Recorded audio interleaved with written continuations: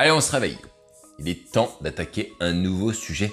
Sujet épineux. Ah oui, je vais vous parler d'un gros mot. Je vais vous parler d'une maladie même. L'argent.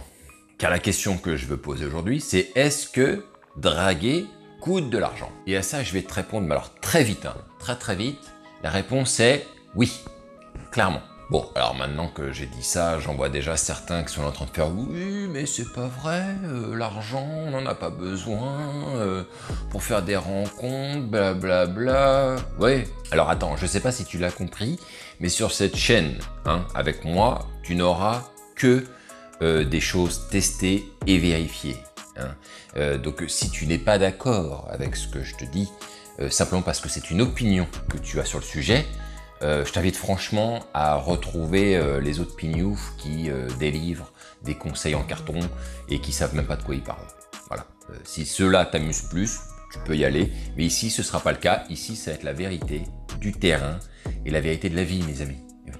Maintenant que c'est dit, on va pouvoir y aller, les gars. Ah oui, on y va. Alors, pour pouvoir reposer les choses dans leur contexte et à la base, il faut déjà répondre à la première question qui est: est-ce que techniquement, c'est réalisable de faire des rencontres sans argent ou très peu? À cette question, la réponse est clairement oui. La réponse est oui, tu peux parfaitement aboutir à une partie de jambes en l'air et que ça ne t'ait coûté que 2 cafés, et ça, je peux très bien t'en parler. Mais le problème, c'est que ce sont des événements qui sont très rares, trop rares pour que ça puisse être comptabilisé. Et si toi, tu as décidé de faire du volume, entre guillemets, de pouvoir faire beaucoup de rencontres, clairement, pour toi, ça va pas faire tes affaires. Puisque si c'est des situations qui arrivent de manière très rare, ça n'a pas d'intérêt. Et bien sûr, au-delà des rencontres de rue, tu peux, via les applications de rencontres, te retrouver avec des baises faciles et que ça ne t'ait coûté quasiment rien avec une fille qui viendrait au premier encart chez toi ou que tu puisses aller chez elle. Mais encore une fois, c'est pas quelque chose qui revient extrêmement souvent. Et attention, c'est pas parce qu'une fille vient chez toi ou que tu vas chez elle que ça va se terminer par ce que tu avais projeté de faire avec elle. On n'en parle pas assez de ça. Vous voyez, on pense souvent qu'à partir du moment où elle est chez toi, ça y est, c'est validé, c'est plié. Non, ça se passe pas comme ça. Et pour en revenir donc à l'argent, et de manière paradoxale, je vais te le dire très clairement, les situations où tu auras investi un minimum d'efforts financiers arriveront sur le temps, à force d'expérience, parce que tu auras compris quoi faire dans telle situation, avec telle fille, et ça c'est quelque chose qui ne peut venir qu'avec le temps. Donc si toi tu démarres et que tu as envie d'y aller, mais alors fond de cale, non.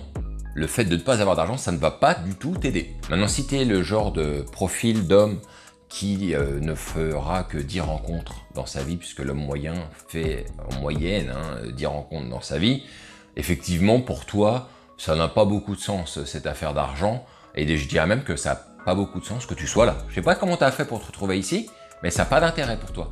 Non, non, c'est pas la chaîne des hommes moyens ici, mon ami. Donc on va revenir au sujet initial. Pourquoi il faut de l'argent pour faire des rencontres?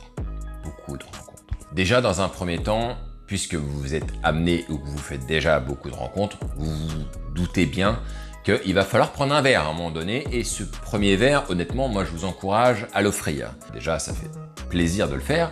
Ensuite, là où c'est très malin, c'est que ça envoie un très bon signal à la fille. Vous lui montrez déjà que vous n'êtes pas un crevard et puis que vous êtes à l'aise financièrement. Et ce signal que vous envoyez sur le fait d'être plutôt tranquille au niveau avec l'argent, c'est un signal que beaucoup de femmes recherchent. Ce qui ne veut pas dire que ce sont des michetots. Attention, il faut faire la différence. Il y a une différence entre quelqu'un qui veut se faire payer tout le temps des choses et quelqu'un qui veut être rassuré sur le fait que cette personne a une vie correcte, qu'elle a une certaine assise financière, elle est à l'aise. Et bien sûr, je vous invite, vous aussi, à rechercher des femmes de ce type, plutôt à l'aise, qui n'ont pas de problème avec les billets. Et puis n'oubliez pas une chose, sachez que lorsque vous avez une bonne situation professionnelle, que vous réussissez en tant qu'entrepreneur, peu importe, eh bien cela attire. La réussite attire. Oui, mais ça te choque, mais ça te choque, mais c'est comme ça, mon ami, c'est comme ça. Et je dirais même mieux, le pouvoir attire les femmes. Certaines femmes peuvent juste frémir rien qu'à la prononciation du nom d'une personne qui a une haute valeur dans une entreprise ou autre. Il y a une part de succès là-dedans. Ah oui. Maître DSK et Maître Giscard d'Estaing, vous avez mon respect éternel. Mais bon, c'est compliqué. Alors ensuite, sur la partie argent aussi, il faut quand même admettre que c'est franchement galère de devoir toujours compter les centimes et de mettre des plans en place en fonction de ce qu'on a dans le porte-monnaie, quoi.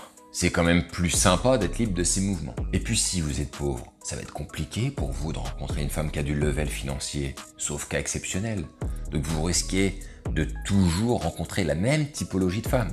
Oui, parce qu'une femme qui a du level financier, elle voudra partager avec vous des moments dans des endroits où financièrement ça va être compliqué à suivre à terme. Et puis on va se dire les choses de manière très claire, j'ai encore jamais vu une avocate sortir avec un éboueur, hein, avec tout le respect que j'ai pour l'un et pour l'autre. Donc je ferai probablement à terme une vidéo sur la réussite professionnelle si vous voulez viser haut les gars. Pour terminer les gars, oui, parce que bon, on va pas y passer la nuit non plus sur le sujet, mais si vous voulez vivre des moments exceptionnels, mais vraiment exceptionnel, que personne d'autre ne vit, vous aurez besoin d'argent. Je vais juste vous dépeindre un scénario qui existe, des scénarios réels de vie. Admettons, vous partez, je sais pas, en vacances en Australie, vous rencontrez une Américaine sur place, ça se passe très bien, et puis après vous retournez chacun dans vos pays respectifs, et puis elle vous invite à la rejoindre à New York parce qu'elle y passe une semaine. Ben, si vous avez de l'argent, et que vous êtes à l'aise sur ce sujet, vous allez tout de suite prendre votre billet d'avion, vous allez prendre ce risque.